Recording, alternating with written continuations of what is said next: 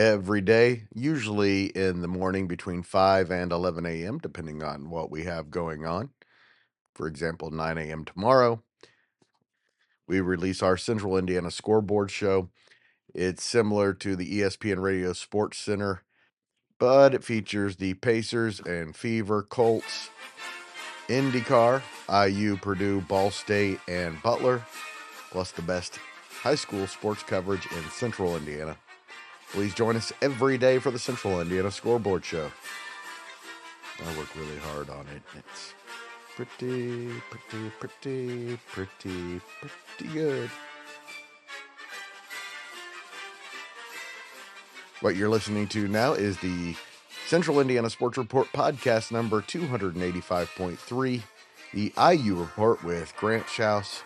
This week we talk about IU football, basketball, and volleyball, plus a former Hoosier who's becoming a Pacers hero, and a new mascot for IU. I don't know if it's really a mascot, more of a Central symbol. Indiana Sports Report with your host, Greg Mengels. Welcome, IU fans, to the Central Indiana Sports Report with Grant Shouse. Here for the IU Report with Grant Shouse.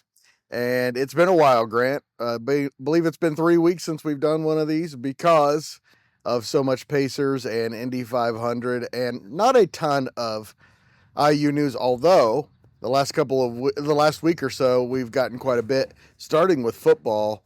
And we have our kickoff times. So the schedules are set now, completely set for the football season. Grant, welcome. And tell me about the football schedule and why the kickoff times are important. I think it's real important, kind of set the standard a little bit in a way, and that the kickoff times for those first three games didn't surprise me.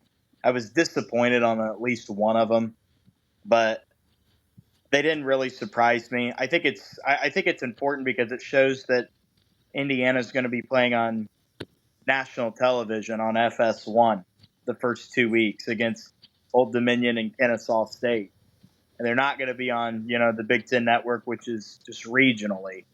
So I think it's important to show that they're going to be on national TV a lot this year because of what they did last year. And as the season goes and times and networks start to get released more, you're going to see them on national TV a lot. The one that I think the coolest one is going to be the last game of the year, the last regular season game at Purdue on NBC on Black Friday, which I don't know if it's ever been done before where they played Purdue on Black Friday. It's the first time I remember it being on Black Friday. And I think it's been done, but it's been a while. Yeah, it's been years. And it's been when both teams probably were not very good. So we'll see how cool that's going to be. I'm really looking forward to that one because I'm obviously going to try to go to it. I've never been able to go to the Old Oak and Bucket game because it's been on a Saturday and we always have a game or I have a game to do that night. So it's been disappointing, but this year will be the first year that I'm able to go. So for people who missed it, here's how it's going to look of the kickoff times that we know of. Week 1 against Old Dominion at 2:30, which is kind of a weird time slot considering most games are 12, 3:30, and then your night games. But that game's going to be at 2:30 on FS1 against Old Dominion. Week number 2 against Kennesaw State will be at noon on FS1 again. And then week 3, which was originally set for September 13th, has been flexed to September 12th on Friday night at either 6:30 or 7 p.m. against Indiana State, which is disappointing for me as someone with my not extracurriculars, but with what I do. Right. Broadcasting. I think it's disappointing to all high school football fans when they play on Friday nights. And actually, that's 40,000 people that could be at high school football games that aren't going to be. Yeah. And it's a lot of people that are at high school football games that could be at that game on Saturday, you know. Exactly. What was interesting to me about it is what I saw is it's the same night. See, they're playing Indiana State. It's the same night that Terre Haute North and Terre Haute South play each other. And it's the same night that Bloomington North and Bloomington South play each other. That's ridiculous. Yeah, it Ridiculous. sure is. So, come on, IU and Indiana State, be better than that.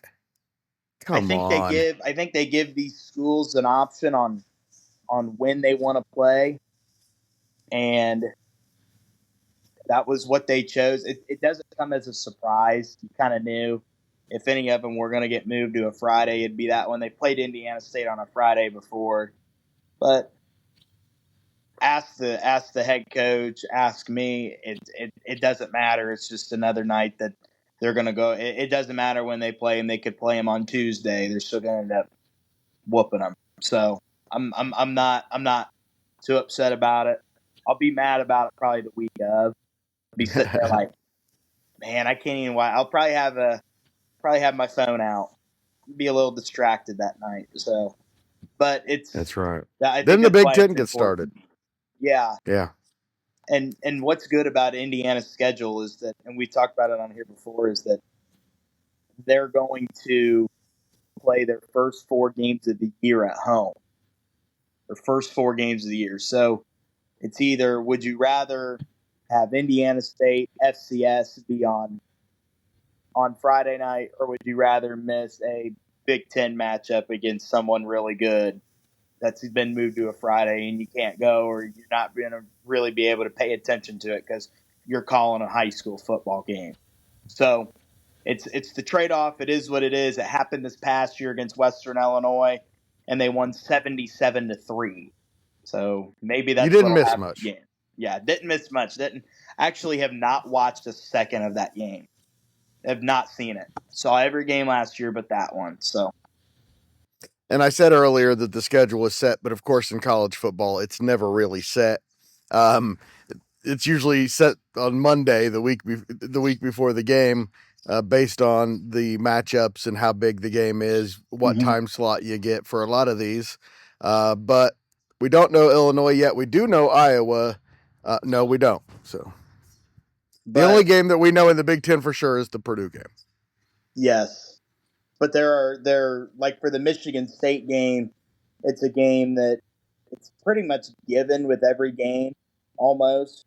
I mean, you never know, but Michigan State, I know for sure, is a game that could start at either noon, 3:30, or 4. If history tells us anything, it's that the homecoming game every year for Indiana, which this year is going to be Michigan State, that game is usually a June start. I've been to it the last 2 years. 2 years ago in 2023, when they played Rutgers, it was at noon, and then this past year against Nebraska, it was at noon. So I would expect this game to be at noon. Honestly, you can almost make a good assumption on when most of them are going to start. I mean, the thing is it doesn't really matter when it's to me. It doesn't matter when it starts. What matters is the network it's going to be on. The network the game is on, and this is not just an Indiana thing. This is an all college football thing, especially college football. The network the game is on really shows how good the game is. They're not going to put, especially on a loaded Saturday, you're not going to put 2 crap teams on ESPN. You're not going to put a really good matchup on something that's not ESPN, CBS, name the network. They're not going to put a good game on the Big Ten network. So that's why I think it's important. I sent you that text and what we were going to talk about, and I said why it's important. That's why, in my opinion, it's important, because it goes to show how good the game is and how good the team's going to be based on what network it's on. And of course, you still got the Hoosiers going 12-0, right? Of course. Okay, I just wanted to be sure that give or take. Give or take. 12-0 would be nice. With Oregon and Penn State on there, it'd be interesting. And some other really good sleeper teams as well, like Illinois and Iowa. And IU and Purdue are also going to be playing a volleyball game in an interesting venue too at Gainbridge Fieldhouse in October. So a lot of IU-Purdue news this week. Yeah, that's a sport that, let's be honest, hasn't gotten talked about ever on here. So we're breaking ground. And hopefully we'll be able to talk about it more in the fall when it gets going. But October 16th, Indiana and Purdue volleyball are going to play a game at Gainbridge Fieldhouse, which is cool. And in my opinion, that will almost kind of serve as a trial run for early November when the IHSAA takes the volleyball state finals there. It's moving from Worthen Arena to Gainbridge Fieldhouse. And Indiana and Purdue are going to play there, which is, like we said, it's a sport that really doesn't get a whole lot of coverage. But I just thought that was a good note to add there. I think that's pretty cool. It is pretty cool. They played last year at Purdue in Mackey Arena, which little Purdue lore here for people who don't know. A lot of volleyball programs don't play their home games in like the basketball arena. Yeah, most don't. Most don't. Some do, like smaller schools, I think, do, like Ball State. Yes. They do. But these bigger schools, Big Ten schools, have their own facility where they have their own gym. It's not an arena, but it's a gym. So I think that's pretty cool to get to see that. It's good for the sport. It's an up and rising sport in the college ranks, and I think it's really good to see that. Especially it's a fun sport too. Yeah, it is a fun, especially college. Like high school volleyball can get boring sometimes because there's a lot of good versus not very good teams. A lot of times, a good high school volleyball match is fantastic, but absolutely, you're right, they don't happen that often. Absolutely. Because there's usually an imbalance of power. I actually was down in Bloomington one time and did stumble upon a volleyball game. They were playing Ohio State. And it was kind of a cool atmosphere. It was a Saturday night, the night after a football game. Actually, that same day as that Rutgers game I mentioned a minute ago. But it was cool to get to go to that and see that atmosphere. And that, I wouldn't say it's tiny, but it's probably no bigger than some high school gyms around here. I mean, think a gym like Elwood, maybe just a tad bigger, something like that. So kind of cool. So Purdue, like I said, played Indiana in Mackey Arena last year, and they usually play their games in a gym kind of across the street from Mackey Arena, or kind of it's attached, but it's kind of off of Mackey Arena, and so that's pretty cool to see. So I'm looking forward to that. Doesn't mean I'll go to it, but that I thought was worth mentioning on here for people who may have missed that. I almost hate to say these words, but IU has a director of player personnel for basketball. It's the new thing. It's good that it's happening. Don't get me wrong, for the program. You have to now. I just hate that there's a position now called director of player personnel. Coach Knight would be rolling over. Tell me about Justin Bailey, what you know. Well, his position, I really like.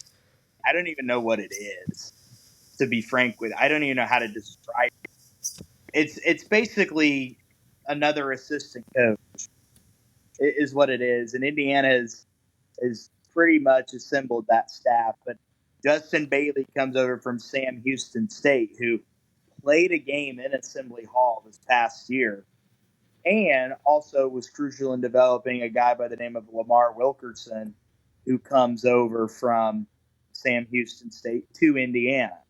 So some familiar faces there, which is good.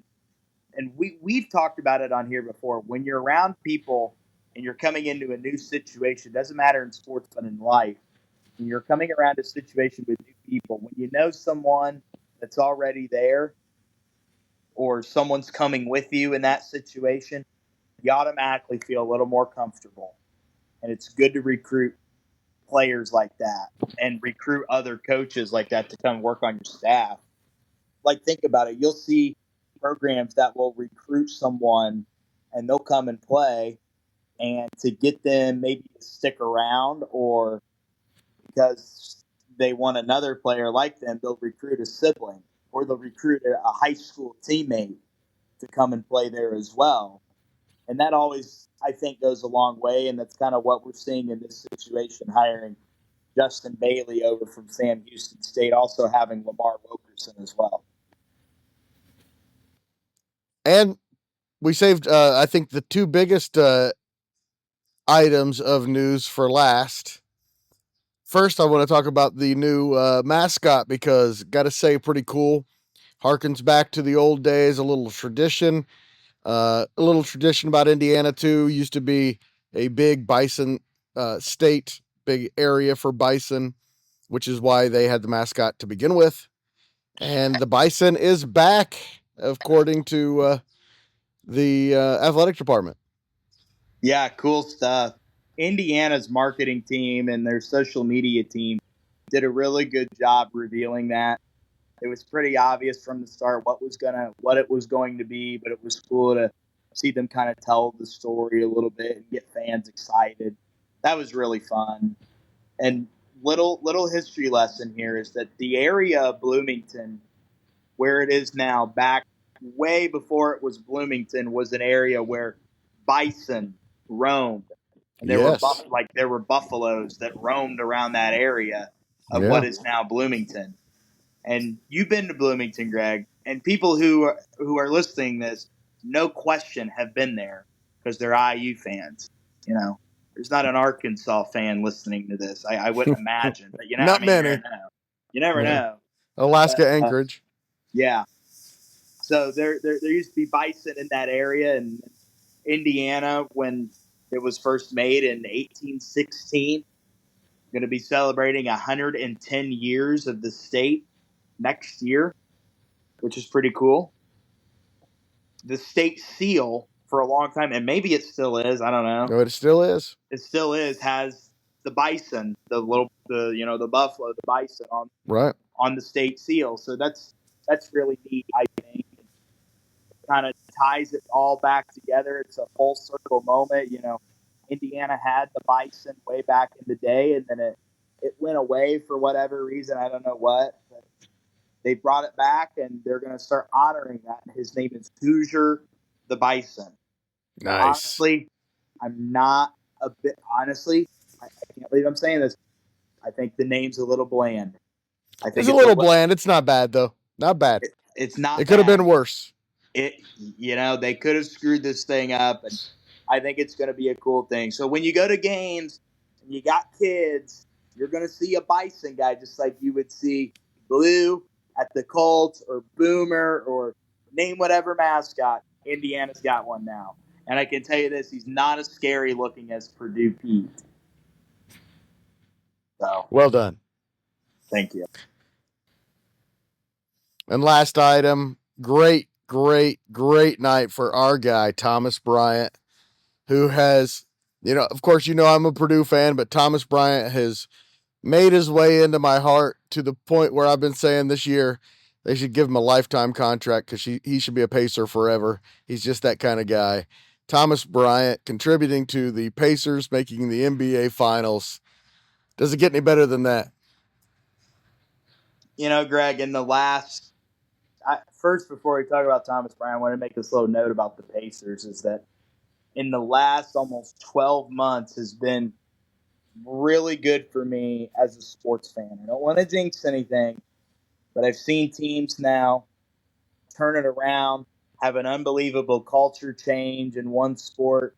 Watch my favorite baseball team who had a 1% chance of making the playoffs in early August and make the ALDS and the baseball playoffs and the Detroit Tigers, and now with the Pacers going to the NBA Finals. And when I came on and talked on the Pacers podcast here tonight on the recap of Game 6, I mentioned it, and I don't know who it was, but I know someone agreed. I think we could all collectively agree that game would have been different the other night down the stretch if Thomas Bryant didn't go 3 of 3 from 3, 3 of 4 from 3, and knock down some big shots there in that game. And they were kind of separated throughout. They were kind of scattered, but that's a different outcome. I mean, that's a 6'10" guy out there shooting threes. And Thomas Bryant is in one of the most famous pictures in NBA history of that shot of LeBron shooting that shot to become the all-time leading scorer, and he's down there calling for the ball like LeBron's going to pass it to him in that situation. He cracks me up, and he cracked me up when he was at Indiana, I remember, because he was so fun to watch. He was a big man that had really good footwork at the time. He could step out and shoot the three, and he's still been able to do that. I'm so happy that he's still in the league and that he's a guy that could have easily not had as great of an NBA career, and he's been a solid player. I agree. I think he's a fan favorite for a lot of people in Indiana. He's back with the Pacers. He went to Indiana. I agree. There should be a lifetime contract for that dude in the works, and that people are going to love him. He almost is kind of going to become like a James Johnson a little bit. You know, I think as his career gets older, he's not going to play, but he's a guy that's going to be around to break up fights and just intimidate people. Great teammate who Yeah. can also mentor and is always positive, plays hard every night. TJ McConnell and Thomas Bryant, I want on the Pacers for as long as they are playing in the NBA for those reasons. For those reasons. Yep, absolutely. And, good luck to the Pacers. It's going to be fun. I can't wait till Thursday. It seems like we're going to be sitting around waiting for forever. These next few days are going to be long. So I'm looking forward to it. It's going to be fun, and hopefully Thomas Bryant is going to get a ring out of it. Let's hope. Let's hope, man. And I think they will. Thank you so much to Grant for giving of his time and working hard to have a great IU report every week. And thank you for listening. Love having you. If you like what you hear and you are interested in helping us continue to grow and thrive, please share this podcast with your friends and family or your enemies or strangers on this. Just yell at people on the streets. Hey, there's a podcast. It's called the Central Indiana Sports Report. Check it out. They have a Colts or Pacers t-shirt on, or it's called the Central Indiana Sports Report. It's really awesome. Something like that. Anyway, thank you. Oh, I'm an idiot. And go Pacers. The Central Indiana Sports Report is a product of ITG Media, and I love Susie. And I'll say it just one more time. Go Pacers.